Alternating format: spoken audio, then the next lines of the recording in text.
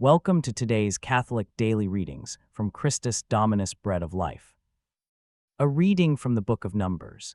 And Miriam and Aaron spoke against Moses because of his wife, an Ethiopian, and they said, "Has the Lord spoken only through Moses? Has he not also spoken through us in a similar manner?"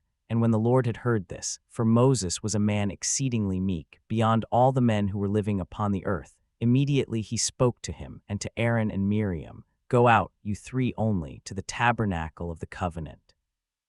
And when they had gone out, the Lord descended in a pillar of cloud, and he stood at the entrance of the tabernacle, calling to Aaron and Miriam. And when they had advanced, he said to them, "Listen to my words. If there will be among you a prophet of the Lord, I will appear to him in a vision, or I will speak to him through a dream. But it is not so with my servant Moses, who is the most faithful in all my house. For I speak to him mouth to mouth and plainly, and not through enigmas and figures does he see the Lord. Why then did you not fear to disparage my servant Moses?" And being angry against them, he went away. Likewise the cloud which was over the tabernacle withdrew, and behold, Miriam appeared to be white with a leprosy, like snow. And when Aaron had looked upon her and he saw the spreading leprosy, he said to Moses, "I beg you, my Lord, not to impose upon us this sin which we have committed foolishly. Do not let this one be like one who is dead, or like an untimely birth cast out from his mother's womb." And Moses cried out to the Lord, saying, "God, I beg you, heal her."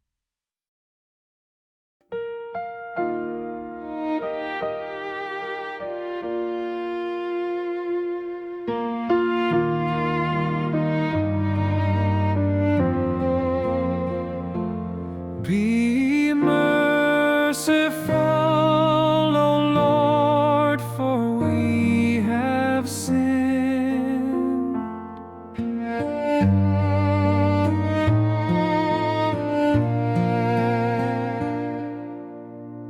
Have mercy on me, O God, in your goodness. In the greatness of your compassion, wipe out my offense. Thoroughly wash me from my guilt, and of my sin cleanse me. Be merciful,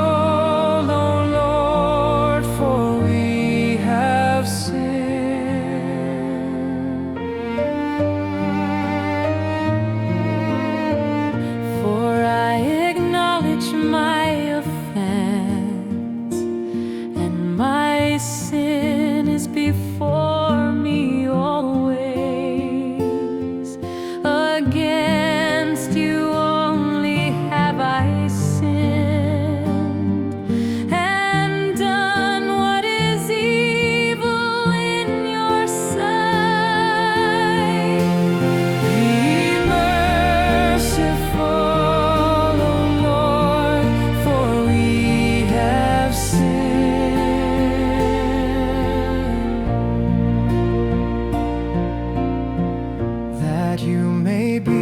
justified in your sentence, vindicated when you condemn indeed. In guilt was I born, and in sin my mother conceived.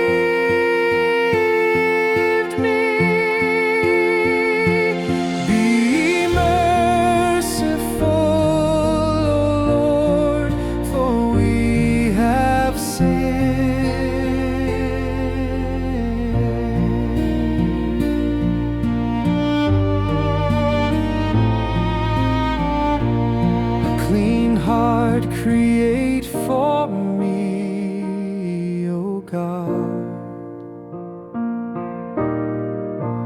and a steadfast spirit renew within me.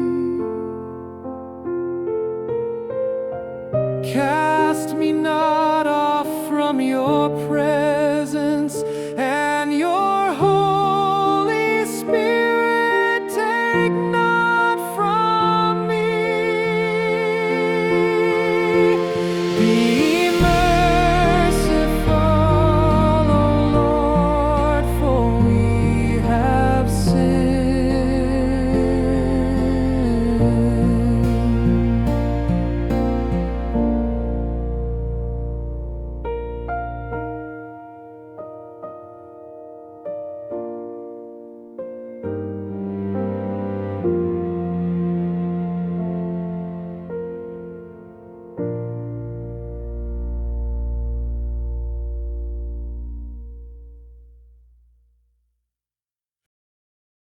A reading from the Holy Gospel according to Matthew. And immediately Jesus instructed his disciples to climb into the boat and to precede him across the sea while he dismissed the crowds. And having dismissed the multitude, he ascended alone onto a mountain to pray. And when evening arrived, he was alone there. But the boat was in the midst of the sea, tossed by the waves, for the wind was against it. Then in the fourth watch of the night, he came to them, walking upon the sea. And seeing him walking upon the sea, they were disturbed, saying, "It is an apparition." And they cried out because of fear. And immediately Jesus spoke to them, saying, "Have faith, it is I, do not be afraid." Then Peter responded by saying, "Lord, if it is you, order me to come to you over the waters." And he said, "Come." And Peter, descending from the boat, walked over the water to come to Jesus. But seeing the strength of the wind, he was afraid. And as he began to sink, he cried out, saying, "Lord, save me." And immediately Jesus extended his hand and took hold of him. And he said to him, "O you of little faith, why did you doubt?" And when they had ascended into the boat, the wind ceased. Then those who were in the boat drew near and adored him, saying, "Truly, you are the Son of God." And having crossed the sea, they arrived in the land of Gennesaret. And when the men of that place had recognized him, they sent into all that region, and they brought to him all who had maladies. And they petitioned him so that they might touch even the hem of his garment. And as many as touched it were made whole. Join us for today's reflection. Imagine walking across your neighborhood pool at night. The water is choppy, the wind is howling, but somehow your feet aren't getting wet. You're actually doing it. You're walking on water. Then someone yells from the side of the pool, "Hey, what are you doing? That's impossible." And instantly you sink. That's Peter's story in 3 seconds. 3 seconds between supernatural faith and natural panic. 3 seconds between miracle and meltdown. Jesus had sent the disciples across the sea while he went up the mountain to pray alone. Around 3 in the morning, still miles from shore, they're fighting headwinds and making no progress. Then they see someone walking toward them on the water. Their first reaction wasn't recognition. It was terror. They thought they were seeing a ghost. But Jesus calls out, "Take courage, it is I, do not be afraid." And Peter, impulsive as always, shouts back, "Lord, if it is you, command me to come to you on the water." Jesus says one word, "Come," and Peter steps out of the boat. For a few glorious seconds, Peter is doing the impossible. He's walking on water. He's literally walking in Jesus' footsteps across the surface of the sea. Faith has become physics. Trust has overcome natural law. Then he notices the wind. He sees the waves. His focus shifts from Jesus to his circumstances, and the moment he looks at what's happening around him instead of who's in front of him, he starts to sink. "Lord, save me," Peter cries out. And immediately Jesus reaches out and catches him. This story isn't really about walking on water. It's about the split-second choice between faith and fear that we face multiple times every day. Peter's failure wasn't that he couldn't walk on water. His failure was that he stopped looking at Jesus and started looking at his situation. The moment our focus shifts from God's power to our problems, from his promises to our circumstances, from his presence to our panic, we start to sink. But here's what's beautiful about this story. Jesus doesn't let Peter drown. He doesn't say, "Well, you had your chance and you blew it."